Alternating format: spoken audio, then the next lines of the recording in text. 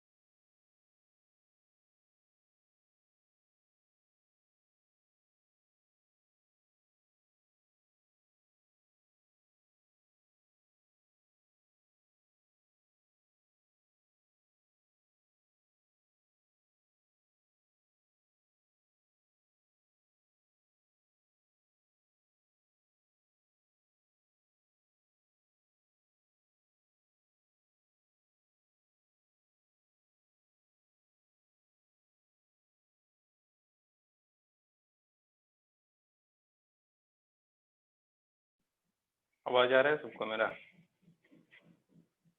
बताओ भाई, आवाज आ रही यस है? सर। आ रही है ना आवाज?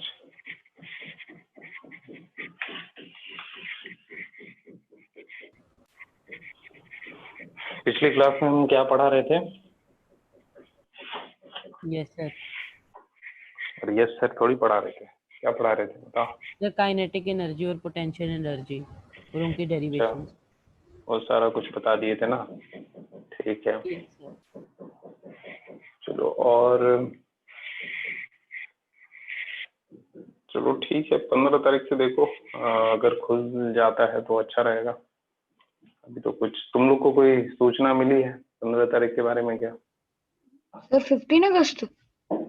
अगस्त? तुम दिमाग खराब यस हो गया सर, क्या मैंने तुम्हारा? सर पढ़ा था सर। सर अगस्त नहीं सर, अक्टूबर। हाँ, सर पढ़ा था सर, आज मैंने सर कहाँ पढ़ा? कहाँ पढ़े थे तुम? हाँ, सर पढ़ा था सर, इतना याद सर, गूगल पे सर, वो जो गूगल ऑन करते हैं नीचे सजेशन आती है ना, तो हाँ, उसमें आया था सर 15 से अनलॉक 5 हाँ, स्कूल्स 15 और अगस्त से इंस्टीट्यूशंस। अनलॉक हो रहा है। ठीक है, सारा कुछ अनलॉक हो जाएगा 15 अगस्त तक, 15 सितंबर अक्टूबर तक। तो धीरे धीरे शुरू होगा।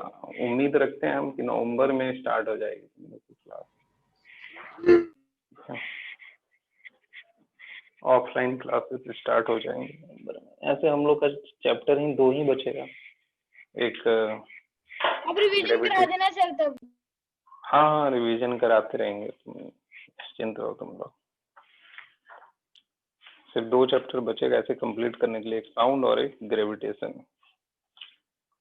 हो सके तो ग्रेविटेशन स्टार्ट भी हो सकता है। ऐसे स्टार्ट नहीं करेंगे, क्या हड़बड़ी है, अभी बहुत दिन है। तुम लोग तो जनवरी फरवरी तक पढ़ोगे ना। चलो, हम लोग फोर्स वगैरह पढ़ लिए थे, और हम लोग को क्या पढ़ना है? वर्क पावर एनर्जी में एनर्जी वगैरह हम तुम लोग को बता दिए थे, पावर बताना है। ठीक है, तो पावर लिखो, हेडिंग हेडिंग लिखो पावर। सर एनर्जी के न्यूमेरिकल्स भी तो सॉल्व कराने थे आपने। अच्छा, सॉल्व नहीं कराए थे सर क्या मेरा न्यूमेरिकल एग्जाम के? है सर। हाँ, तुम्हारा एग्जाम है, तुम क्या करे बोलो, तुम्हारे लिए क्या कर सकते हैं बताओ। सर कुछ नहीं तो फिर सर, प्रेशर वाला चैप्टर रिवाइज कर देना, करवा देना सर एक बारी थोड़ी सी। अरे ठीक है, वो सब करा देंगे, पहले जो चल रहा है वो तो करो। ठीक है, हम कराते हैं तुम लोग को, एनर्जी का सारा सवाल कराएंगे। ठीक है, पावर एक छोटा सा टॉपिक बचा हुआ है, पावर जस्ट लिख लो, पढ़ लो। ठीक है, उसके बाद हम लोग सवाल ही करेंगे। ठीक है, सिर्फ न्यूमेरिकल्स नहीं करना है इसके बाद, इस चैप्टर में और कुछ है नहीं। ओके तो सर। लिखो हेडिंग पावर, पावर लिखो heading.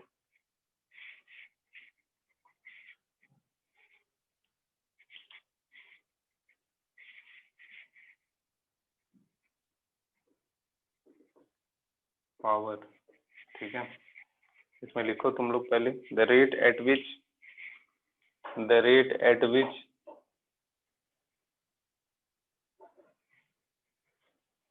the rate at which work is done, the rate at which work is done is known as power, is known as power.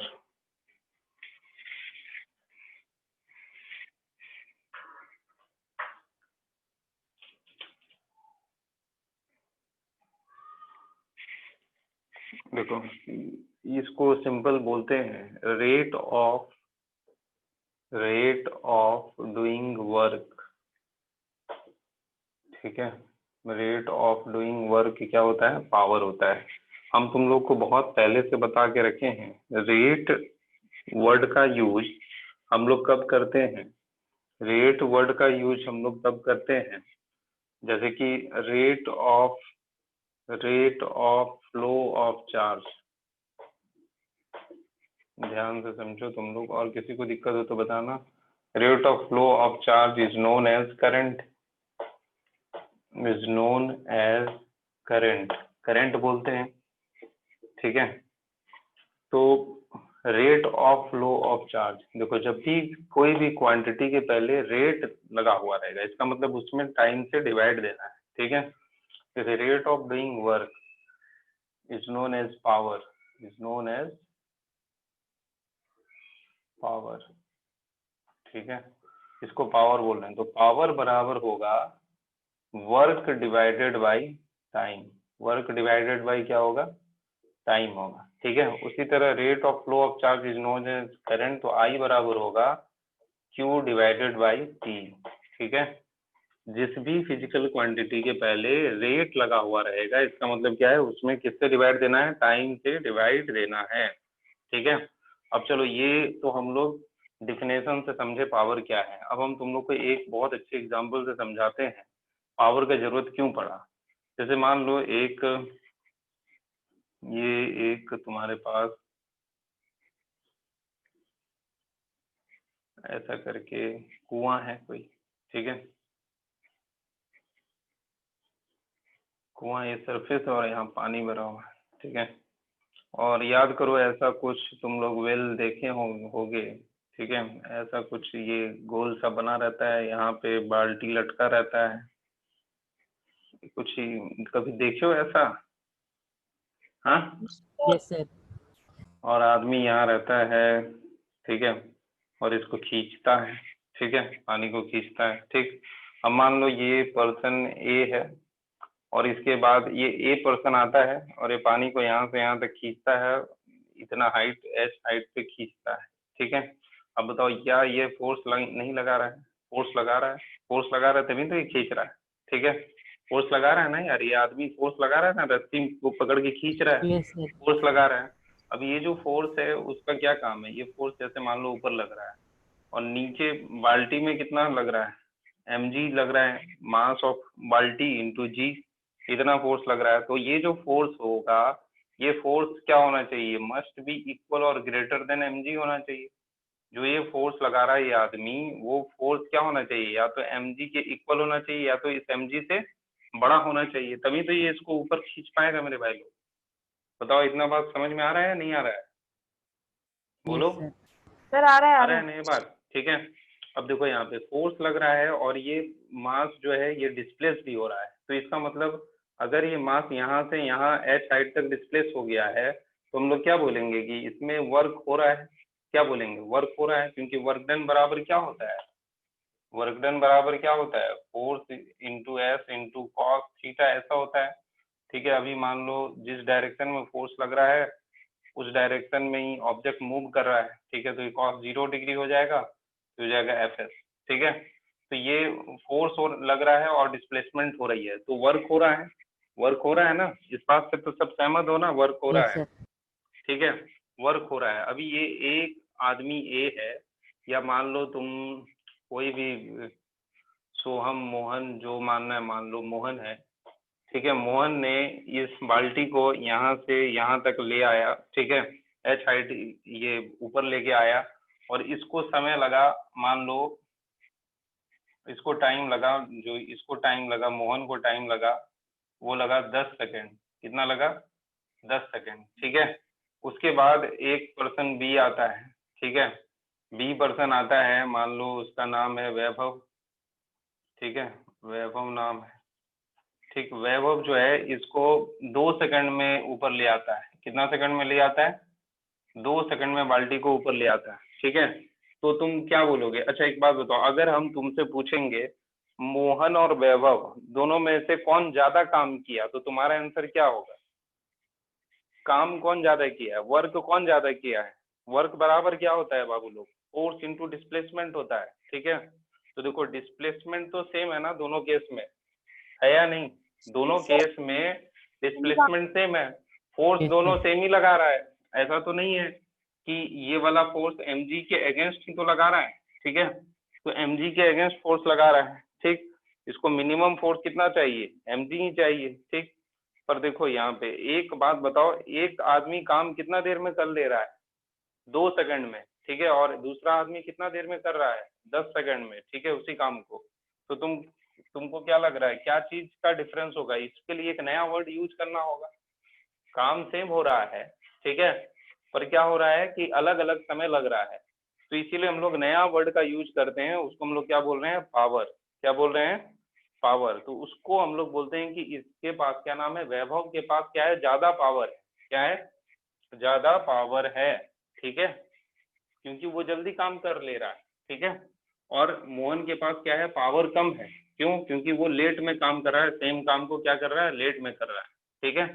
तो देखो यहाँ पे इंजन का पावर के, चलो ठीक है, अभी फिलहाल देखो तो ये पावर को डिफाइन किया गया है W/T, क्योंकि ये देखो ये हम बोले थे rate of doing work, work rate of doing work, rate लगा हुआ है, रेट का मतलब क्या है, वर्क, जो जो भी रेट ऑफ डूइंग वर्क है, तो वर्क को टाइम से डिवाइड दो, ठीक है, तुमको क्या मिलेगा, पावर मिलेगा, ठीक है। तो यहाँ पे हम लोग ये पता किए कि 1 सेकंड में, देखो जैसे वर्क को टाइम से डिवाइड दी तो हम लोग को क्या पता चला कि 1 सेकंड में कौन कितना काम करेगा, ठीक है। तो देखो 10 सेकंड में ये मान लो यहाँ से यहाँ एच हाइट कवर करता है 10 सेकंड में मोहन, ठीक है, और 2 सेकंड में कौन कवर कर लेता है, वैभव 2 सेकंड में एच हाइट कवर करवा देता है, ठीक है। तो इसका मतलब कौन ज्यादा ये कर रहा है, पावर कौन ज्यादा लगा रहा है, वैभव ज्यादा पावर लगा रहा है, क्योंकि 1 सेकंड में वो ज्यादा हाइट कवर कर रहा होगा, ठीक है, समझ में आ रहा है, यानी 1 सेकंड में वो ज्यादा एनर्जी डिलीवर कर रहा होगा, समझ में आ रहा है कुछ तुम लोग को। इसी तरह से हम लोग इंजन का पावर डिफाइन करते हैं, ठीक है। जैसे मान लो कोई इंजन है जो ज्यादा पावर का है, इसका मतलब क्या है कि वो 1 सेकंड में ज्यादा काम करेगा एज कंपेयर टू दूसरा इंजन जो कम पावर का है। तो इसीलिए जो भारी भरकम गाड़ी होती है, जैसे मान लो कोई भी गाड़ी ले लो जो तुम लोग को पता है, फॉर्च्यूनर वगैरह पता है, तो उसका इंजन का पावर क्या है, ज्यादा है, इंजन का पावर ज्यादा है, तो जल्दी, बहुत जल्दी रफ्तार में वो स्पीड पकड़ लेगा, समझे, क्योंकि 1 सेकंड में वो ज्यादा काम करेगा, तो 10 सेकंड में वो जितना काम करेगा और वो दूसरा इंजन रहेगा वही स्पीड पकड़ने में वो क्या करेगा, बहुत ज्यादा समय लगाएगा। क्लियर है, पावर समझ में आया या नहीं आया, बताओ जल्दी से। सर आया है। आ गया समझ। चलो इतना लिख लो, जल्दी कॉपी कर लो फटाफट।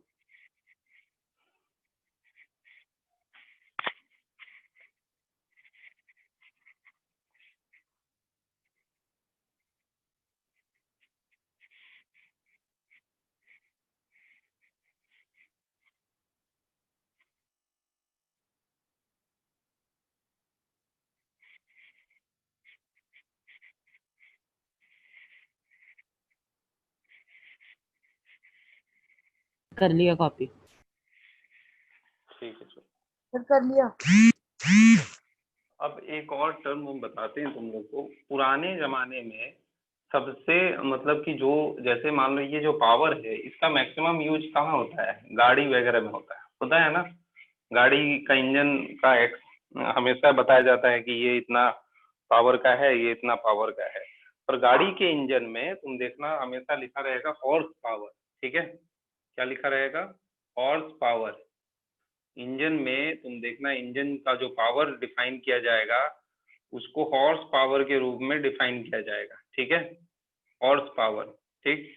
तुमको दिखा रहेगा कि 1000 या 100 HP ऐसा लिखा हुआ रहेगा, ठीक है, गाड़ी के इंजन में, या गाड़ी मतलब अभी भी तुम लोग स्पेसिफिकेशन देखोगे गाड़ी का तो 100 HP ऐसे करके कुछ लिखा हुआ रहेगा। इसका क्या मतलब है, हॉर्स पावर का क्या मतलब है, देखो पुराने जमाने में हम लोग ये मानते थे, जैसे मान लो ये कोई तुम्हारे पास रथ है, पहले तो रथ में सब जाते थे ना, ठीक है, तो ये रथ है और यहाँ तुम मान लो ये रथ में तुम बैठे हुए हो, ठीक है, और ये तुम्हारे पास मान लो घोड़ा है, ठीक है, यहाँ घोड़ा है, घोड़ा को बनाना मुश्किल है, ठीक है, तुम लोग मान लो ये घोड़ा है, ठीक है।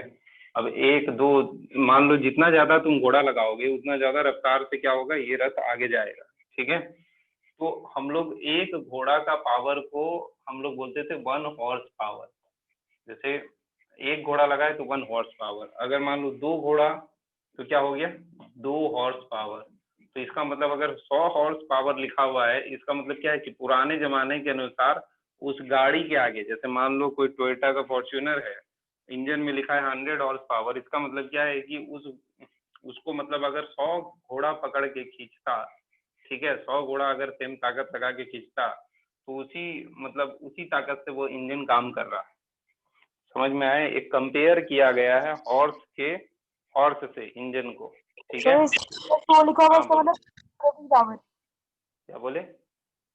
सर जैसे आप बोल रहे हो ना सर, इसका मतलब ये हुआ कि अगर किसी का इंजन 100 हॉर्स पावर का होगा तो हम बोलेंगे उसमें 100 घोड़ों की मतलब हाँ हाँ, 100 घोड़ों की ताकत है, हाँ सही बोले, ठीक है। तो 100 घोड़ा का ताकत हम लोग, क्योंकि पहले जो चलने उलने के लिए जैसे मान लो ट्रेवल करना है तो घोड़ा का ही यूज होता था, एक जगह से दूसरे जगह, वो जल्दी चलता भी था और सोता होता बहुत कम है, ठीक है। तो इसीलिए हम लोग हॉर्स पावर जो है तब उसी समय से जो है चलते हुए आया है, ठीक है। समझ में आया तुम लोग को? अभी क्या चल रहा है, अभी क्या यूनिट है पावर का? तो अभी जो यूनिट है वो है वॉट, ठीक है। अभी जो फिलहाल हम लोग जो यूनिट यूज कर रहे हैं ऐसा यूनिट क्या है? वॉट है, ठीक है। तो हॉर्स पावर का अभी भी सिग्निफिकेंस है, अभी भी सिग्निफिकेंस है। गाड़ी के केस में हम लोग हमेशा हॉर्स पावर ही यूज करते हैं, ठीक है। तो अभी जो ऐसा यूनिट है, ऐसा यूनिट ऑफ पावर, वो क्या है? वॉट है। क्या है वो? वॉट है, ठीक है। पावर बराबर क्या होता है? Energy per unit time. Work done को क्या बोलते हैं? एनर्जी बोल रहे हैं, ठीक है। जैसे मान लो तुम किसी में वर्क करोगे तो उसमें क्या आ जाएगा? एनर्जी आ जाएगा, काइनेटिक एनर्जी आ जाएगा या तो पोटेंशियल एनर्जी आ जाएगा। तो इसीलिए एनर्जी पर यूनिट टाइम बोल रहे हैं। और एनर्जी का यूनिट होता है जूल और इसका यूनिट होता है सेकेंड। तो जूल पर सेकेंड को कंबाइंडली क्या बोलते हैं मेरे भाई लोग? वॉट बोलते हैं। क्या बोलते हैं? वॉट, ठीक है। और इसको पुरानी चीज को नई चीज से कैसे लिंक किया गया? 1 horsepower equal to 746 watt, ठीक है। इस तरह इसको लिंक किया गया है, तुम लोग याद रखोगे। 1 हॉर्स पावर बराबर 746 वॉट, ठीक है। यहाँ तक क्लियर है सबको कि नहीं क्लियर है? बताओ जल्दी से, बताओ। क्लियर है। चलो सर जल्दी से करो, अभी थोड़ा सा एक दो चीज है और यूनिट में, ये ऐसा यूनिट ऑफ पावर है।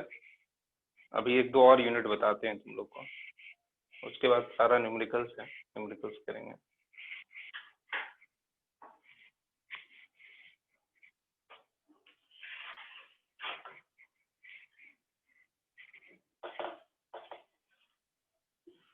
देखो ये जो, जैसे मान लो ग्राम है, ठीक है, या ग्राम है, ठीक है, ग्राम है। उसी तरह एक किलोग्राम होता है, केजी होता है, किलोग्राम। तो केजी क्या होता है? बड़ा यूनिट होता है, और ग्राम क्या होता है? छोटा यूनिट होता है, ठीक है। तो यहाँ देखो, यहाँ जैसे वॉट है, वॉट, ठीक है। इसको बड़ा करने के लिए, मतलब कि जैसे मान लो हमको हमेशा 1000 वॉट लिखना है, ठीक है। तो 1000 वॉट को हम लोग क्या लिख सकते हैं? 1 किलो वॉट, 1 किलो वॉट, ये लिख सकते हैं, ठीक है। देखो दो तीन चीज है, जैसे मान लो किसी चीज में किलो लग गया, किलो लग गया तो 10⁻³ से मल्टीप्लाई कर देना, ठीक है। उसी तरह अगर मान लो मेगा लग गया तो 10⁵ से मल्टीप्लाई कर देना, ठीक है। ये दो चीज याद रखना तुम लोग, ये दो चीज हमेशा काम आएगा, अभी नहीं 12th से काम आएगा, 11 12th में, ठीक है। किलो मतलब किससे काम करोगे तुम? 10⁻³ से मल्टीप्लाई कर दोगे, और मेगा मतलब क्या करोगे? 10⁵ से मल्टीप्लाई कर दोगे, ठीक है।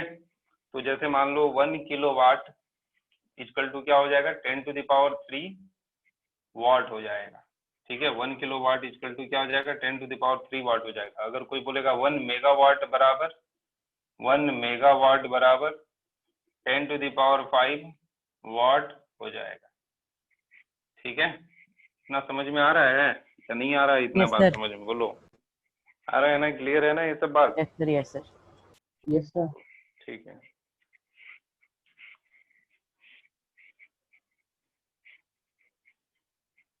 सर कर लिया copy.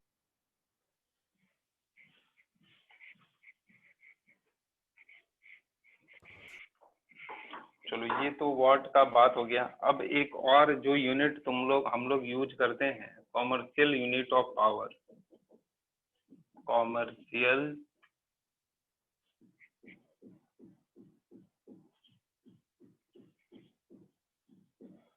Unit of power.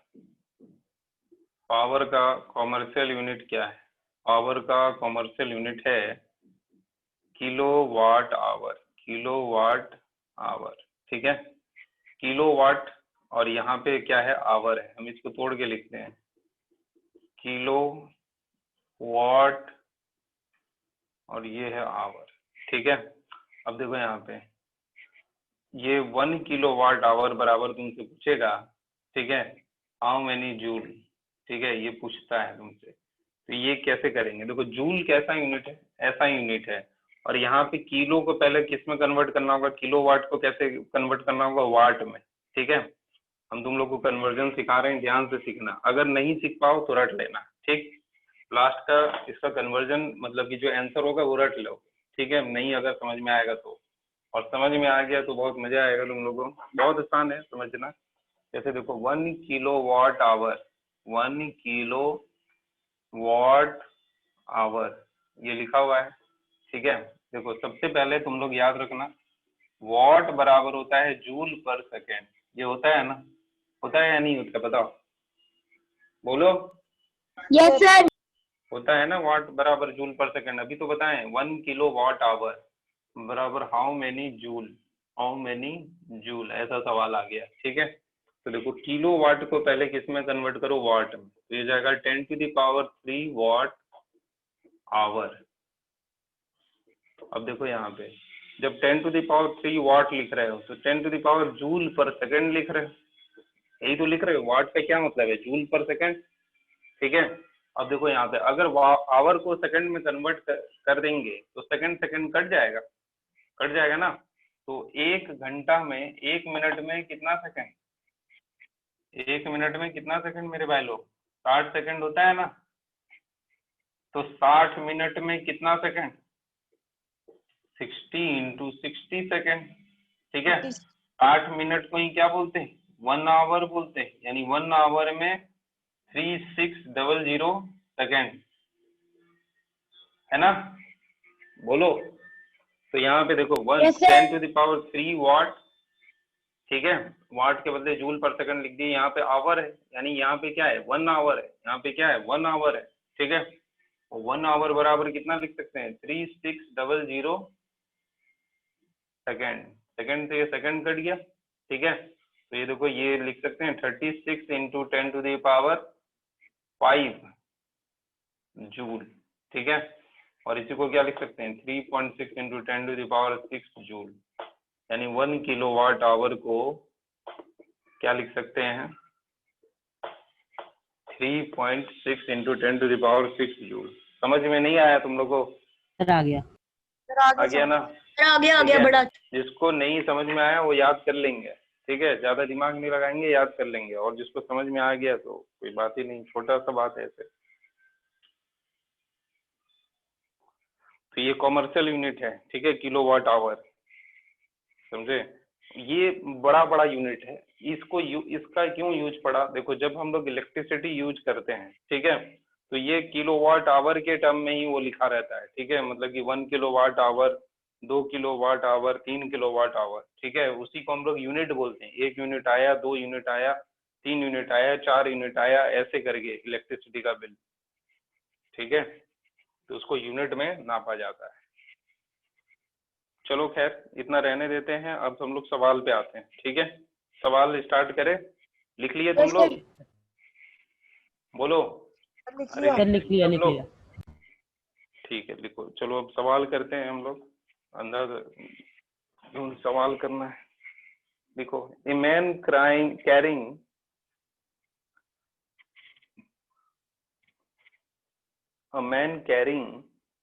a bag of mass 25 kg, a man carrying a bag of mass 25 kg,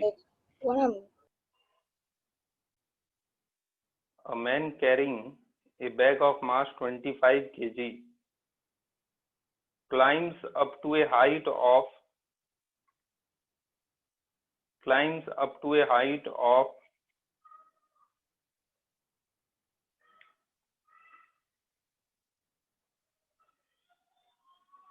10 meter, climbs up to a height of 10 meter in 50 seconds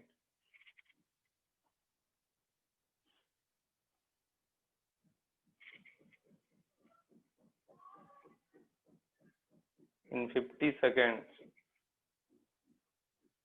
Calculate the power delivered by him. Calculate the power delivered by him.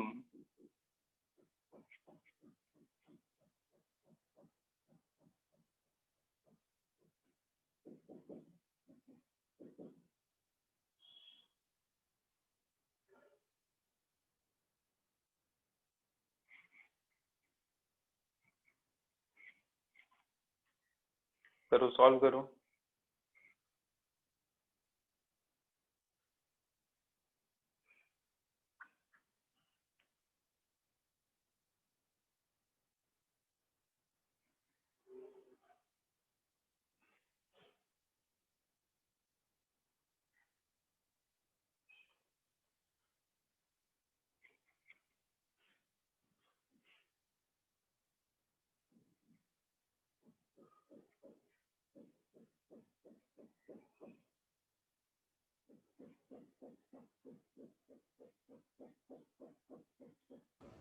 Sir 50 watts. लगभग सही है, sir 50 volts. सही है। चलो हम बताते हैं, देखो।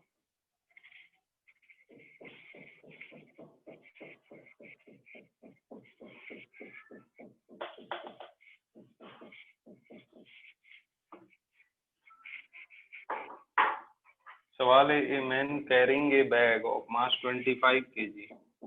एक आदमी है जो एक बैग जिसका मास कितना है 25 kg, इसको कैरी कर रहा है, ठीक है। Flying up to height of 10 metre in 50 second, मतलब चढ़ जाता है ऊपर, जैसे मान लो वो ऐसे ऐसे सीढ़ी पे ही चढ़ रहा है, ठीक है। ऐसे करके वो सीढ़ी पे चढ़ते जा रहा है, ठीक है। अब ये 50 मीटर चढ़ जाता है। कितना मीटर चढ़ जाता है? 50 मीटर, ठीक है। तो बोला है तुमसे क्या, कैलकुलेट द पावर 10 मीटर। अच्छा 10 50 मीटर सेकंड। चढ़ता है। अच्छा 10 मीटर चढ़ता है और टाइम कितना लगता है इसको? 50 सेकेंड, ठीक है। यहाँ से यहाँ चढ़ने में 50 सेकंड लगता है, 10 मीटर का ऊंचाई है, ठीक है। तो बोला है calculate the power delivered by him to the bag, ठीक है। बैग को कितना पावर डिलीवर किया है, तो देखो बैग यहाँ पे था, शुरुआत में बैग यहाँ पे था, यहाँ पे था। बैग लास्ट में 10-50 सेकंड बाद कितना ऊंचाई पे पहुंच गया मेरे भाई लोग? 10 मीटर की ऊंचाई पे चला गया, यहाँ बैग पहुंच गया, ठीक है। ये बैग का इनिशियल पोजीशन है। तुम बैग के बारे में सोचो, वो किसके बारे में पूछा है? बैग के बारे में, तो तुम बैग के बारे में सोचो। इनिशियल कंडीशन ये है, ठीक है, और फाइनल कंडीशन ये वाला है, ठीक है। फाइनल कंडीशन ये है बैग का, ठीक। अब तुम जब बैग को लेते हुए यहाँ पहुंचे या डायरेक्ट ये बैग यहाँ से यहाँ पहुंच गया, तुम्हारे लिए एक ही बात है, ठीक है। अब देखो यहाँ पे बैग इतना ऊपर कैसे गया? क्योंकि इस बैग का मास था, मान लो m मास है, तो नीचे जो gravity acceleration due to gravity लगेगा वो g लगेगा, ठीक है। यानी नीचे की तरफ कौन सा फोर्स लगेगा? mg फोर्स लगेगा, ठीक है। अब तुम इसके अगेंस्ट कुछ फोर्स लगाए होगे, और वो कितना होना चाहिए? mg के मस्ट भी इक्वल होना चाहिए, तभी तो ये बैग यहाँ से यहाँ पहुंचा, ऊपर पहुंचा, ठीक है। ऐसे तो नहीं पहुंच गया।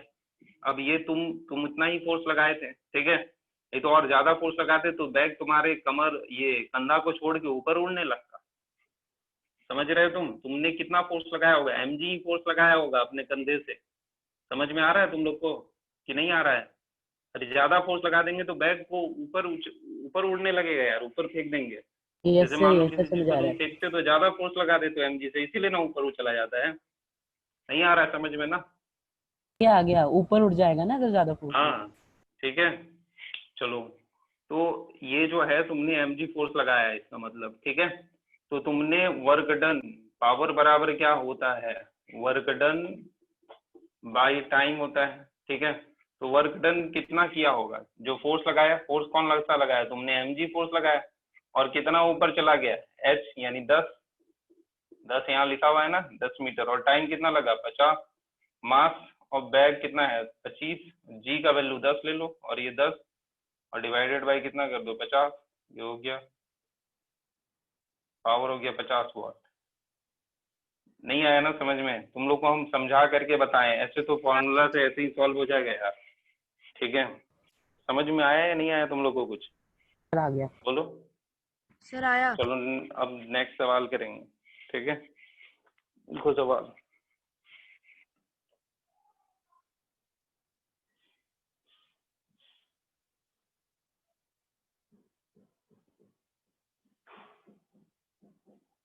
देखो, calculate the work done bye a student, calculate the work done bye a student in lifting a 5 kg book, in lifting a 5 kg book from the ground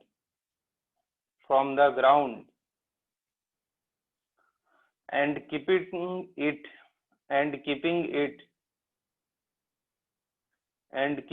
it on a shelf 2 meter high, on a shelf 2 meter high.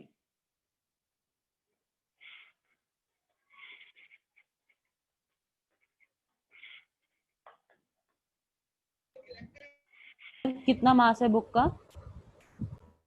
5 kg है। 100 joule. 100 joule हो yes सकता sir, है। 100 joule sir, क्योंकि time तो है ही नहीं है। Time तुम कहाँ, पावर कहाँ पूछ रहा हो, वर्क डन पूछ रहा है, तो तुम टाइम का ही खोज रहे हो। सर वर्क डन 100 आएगा, 100 जूल्स। Yes sir. सब लोग करो एक। ये तो ऑनलाइन क्लास में तुम लोग, कुछ लोग तो लिखते भी नहीं होगे, हमको पूरा पता है। कुछ लोग ऐसे ही बैठे हुए होंगे, लेट के कुछ लोग पढ़ते हैं, कभी कभी वीडियो ऑन करवाते हैं तो पता चलता है बच्चे लोग लेट के पढ़ रहे हैं बेडरूम में। सब अपने अपने हिसाब से पढ़ते हैं। Good morning sir.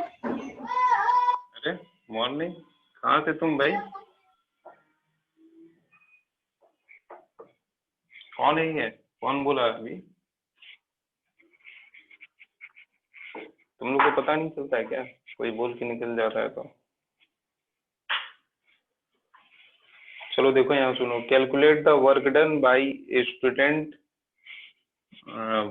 2 kg का एक बुक है, मान लो ये 2 kg का बुक है, ठीक है।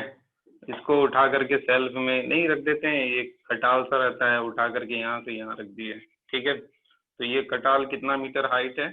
5 मीटर के हाइट पे है, इसको रख दिया, ठीक है। तो बोला कि कितना वर्क डन करना पड़ा। तो देखो, इसको उठाने के लिए इसमें फिर से नीचे कौन सा फोर्स लग रहा होगा? mg, और इसके अगेंस्ट तुमको फोर्स लगाना होगा, और वो फोर्स मिनिमम कितना होगा? तुम हाथ में पकड़े हो ना यार, ठीक है। तो मिनिमम फोर्स कितना है? mg ही होगा, ठीक है। कितना फोर्स होगा? mg ही होगा, ठीक। समझ में आ रहा है तुम लोग ये बात? Yes sir. तो ये mg फोर्स है। तो वर्क डन अगर तुमको निकालना है तो force into S into cos sir theta book 5 kg की थी और 5 kg। डिस्प्लेसमेंट 2 मीटर है, कोई बात नहीं, एक ही बात है, ठीक है। तो फोर्स कितना लगा रहे हो? 5 इंटू 10 mg, m इंटू जी लिखे ना, 5 इंटू 10। और यहाँ डिस्प्लेसमेंट कितना हो रहा है? 2। और कॉस कितना लोगे? कॉस 0 डिग्री लोगे, क्योंकि तुम किधर फोर्स लगा रहे हो? ऊपर। डिस्प्लेस किधर हो रहा है? ऊपर, ठीक है। तुम किधर फोर्स लगा रहे हो? क्योंकि वर्क कौन कर रहा है? तुम कर रहे हो, ग्रेविटी नहीं कर रहा है, ठीक है। तो वर्क जो कर रहा है उसी की वजह से फोर्स लेंगे। हम ये इसलिए बता रहे हैं तुम लोग को 11th क्लास में ये सब चीज कॉन्सेप्ट क्लियर रहे, ठीक है। नहीं तो वहां पे जाके कंफ्यूज हो जाओगे, प्लस ले यहाँ पे cos या 180 क्या होता है?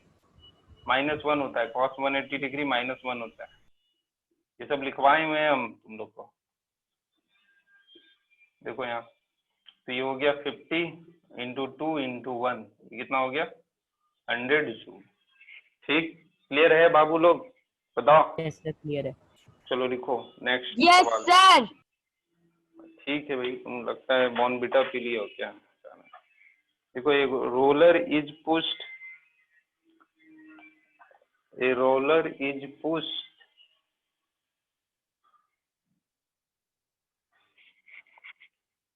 with a force of 100 Newton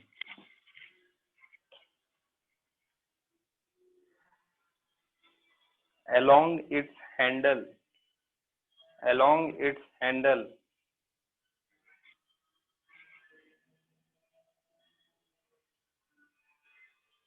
which is at an angle of,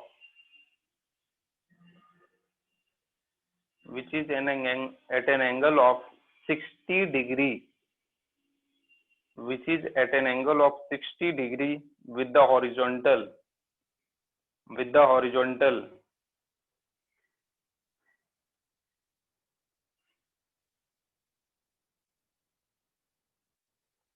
Find the work done. Find the work done in moving it, in moving it through 10 meter, through 10 meter. Sir 500 joule. देखते हैं, करने दो सबको।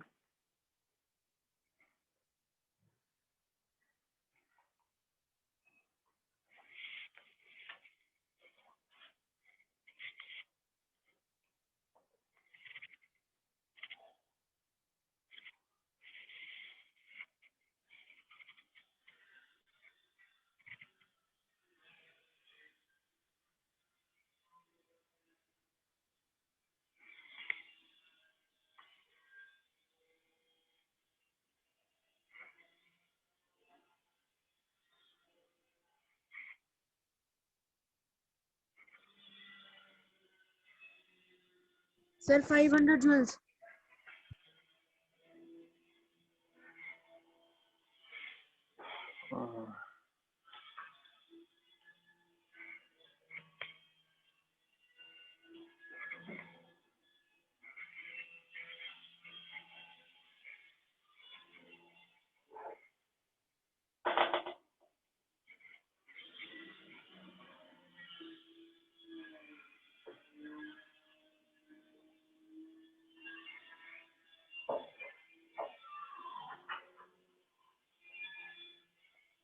चलो देखो, यहाँ सवाल है, a roller is pushed with a force of 100 Newton along it's handle.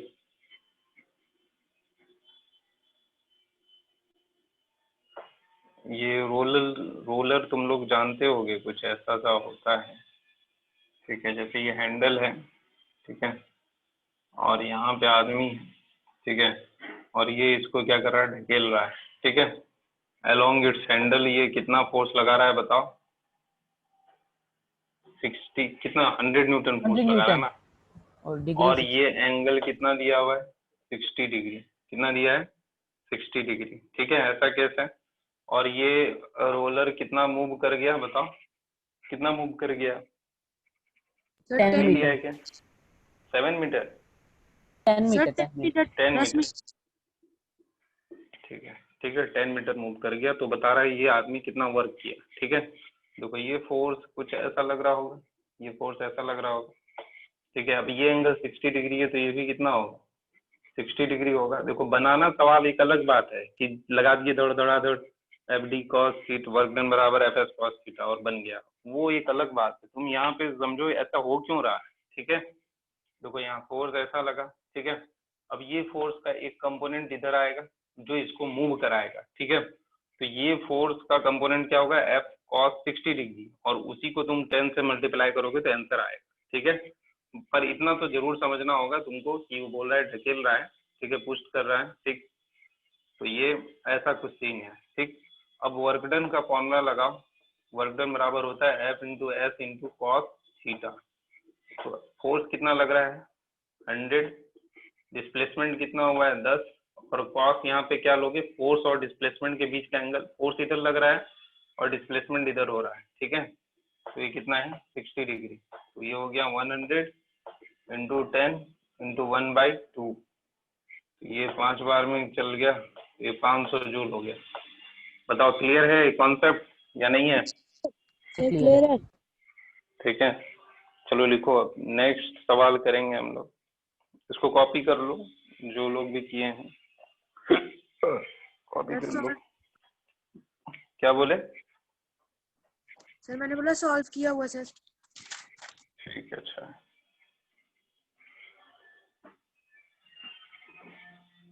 चलो नेक्स्ट सवाल लिखेंगे। A block of mass 1 kg, a block of mass 1 kg slides down on an inclined plane, slides down on an inclined plane of inclination 30 degree.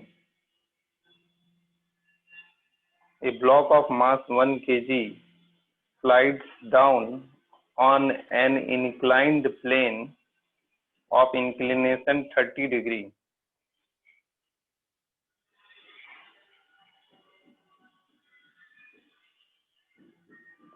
Find the work done. Find the work done. Find the work done by the block's weight. By the block's weight. Find the work done by the block's weight as it slides through 50 centimeters. As it slides through 50 centimeter.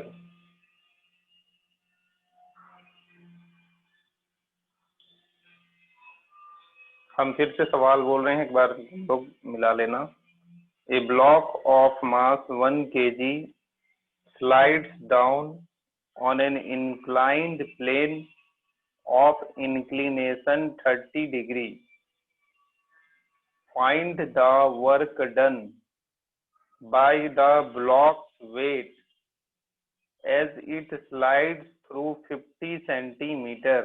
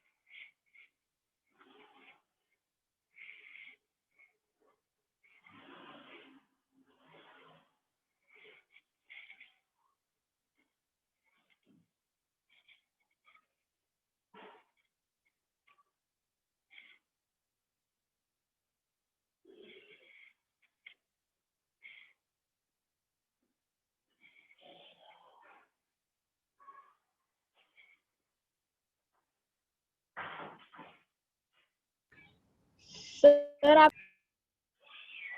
हाँ बोलो, बताओ भाई, हम बता दे क्या? 2 minute sir, 2 minute. हाँ तुम लोग करो अपना।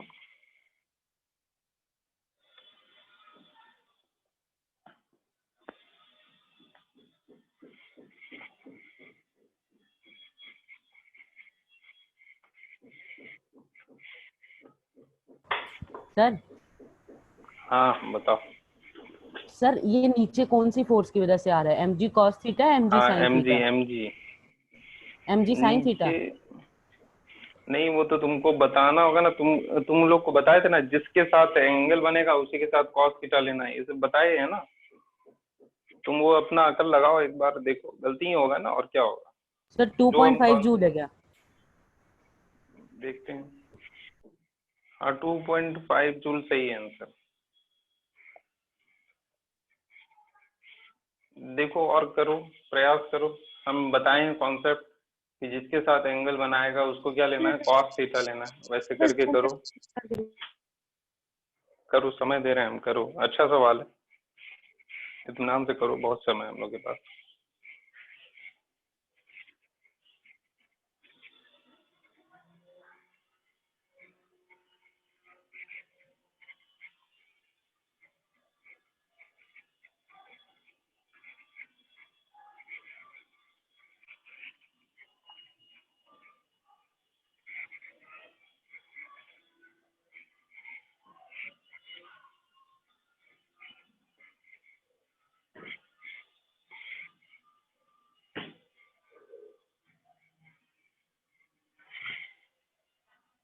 सर आप जैसे 2.5 जूल्स।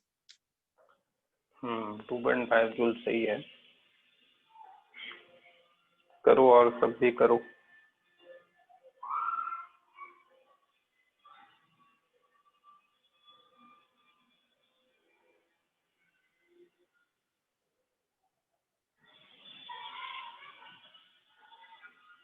हम एक बार डायग्राम बना देते हैं, उसके बाद देखो कितने लोग कर पाते हैं, देखते हैं।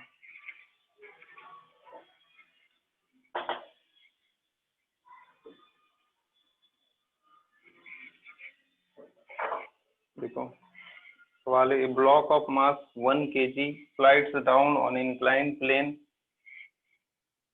एक इंक्लाइंड प्लेन है, जैसे मान लो ऐसा कुछ है, ठीक है। ये इंक्लाइंड प्लेन है और इसका इंक्लिनेशन कितना है, 30 डिग्री है। देखो दिया हुआ है ऑफ इंक्लिनेशन 30 डिग्री। 1 kg का ब्लॉक है जो स्लाइड हो रहा है। जैसे मान लो ये 1 kg का ब्लॉक है, 1 kg का ब्लॉक है, ठीक है, जो नीचे आ रहा है, ठीक है। और ये find the work done by the block weights as it slides down 50 centimetre. अगर ये 50 सेंटीमीटर नीचे आ जाता है तो तुमको बताना है कि ये कितना वर्क करेगा। जब ये 50 सेंटीमीटर नीचे आएगा तो वर्क कितना करेगा। एक बार करो प्रयास, नहीं होगा तो हम बताएंगे।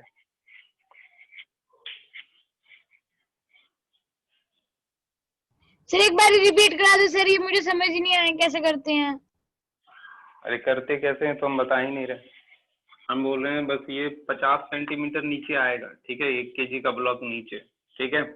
तो इसके वेट की वजह से कितना वर्क हुआ है ये कैलकुलेट करना है, ठीक है, 1 kg के वेट की वजह से, ठीक। और एक इंक्लाइंड प्लेन है, ऐसा है, ये 30 डिग्री है। करो अब, अकल लगाओ कैसे करना है।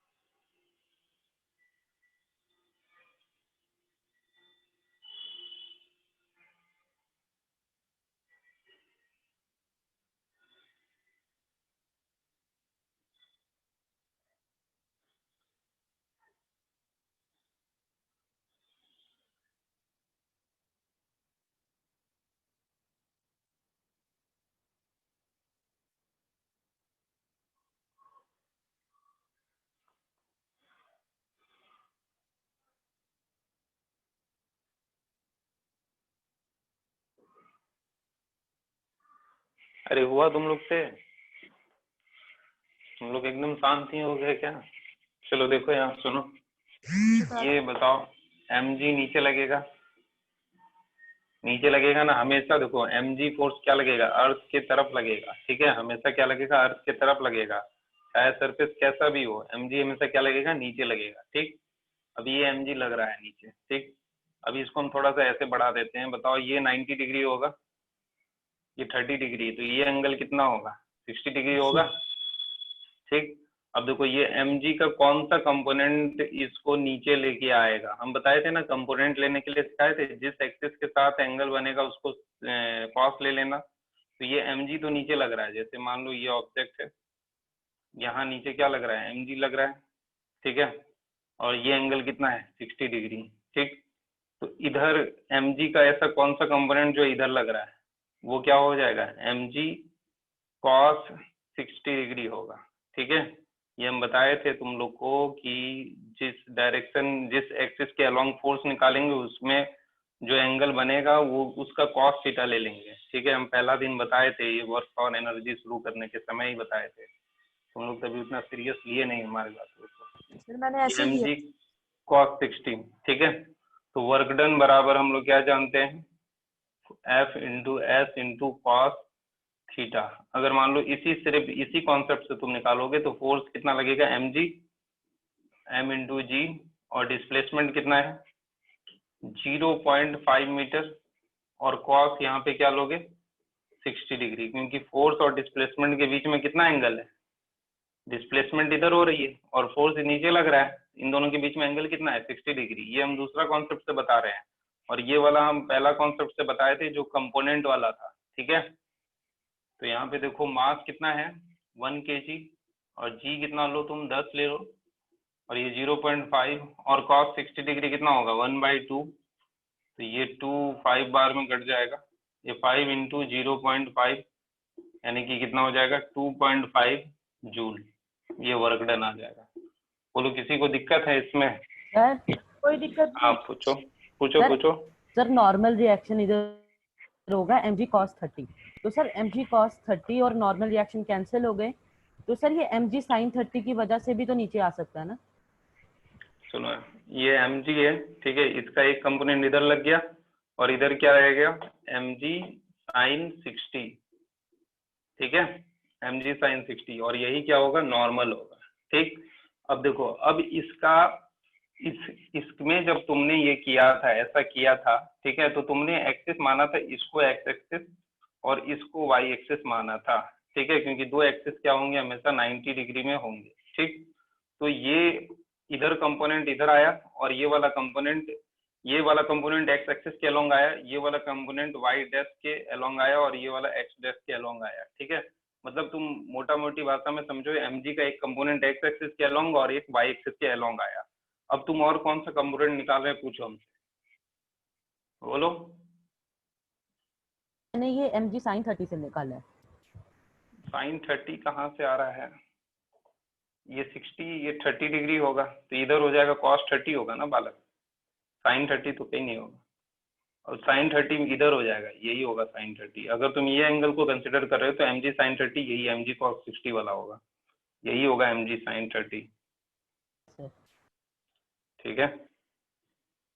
तुम एंगल वाला टर्म पढ़ना, हम एंगल वाला चीज बताए थे, तुम लोग भूल गए होगे, यूज में नहीं है तुम लोग में 9th क्लास में, इसीलिए। चलो ये वाला बस तुम लोग इतना से समझ लो, mg नीचे लग रहा था और ये एंगल 60 डिग्री था, डिस्प्लेसमेंट इधर हो रहा था, ठीक है, mg नीचे लग रहा था, डिस्प्लेसमेंट इधर हो रहा था, तो दोनों के बीच में एंगल कितना था 60 डिग्री, इसलिए fs cos थीटा में थीटा कितना लिए 60 डिग्री, और बाकी सब चीज तो तुम लोग को समझ में आ गया होगा, ठीक है।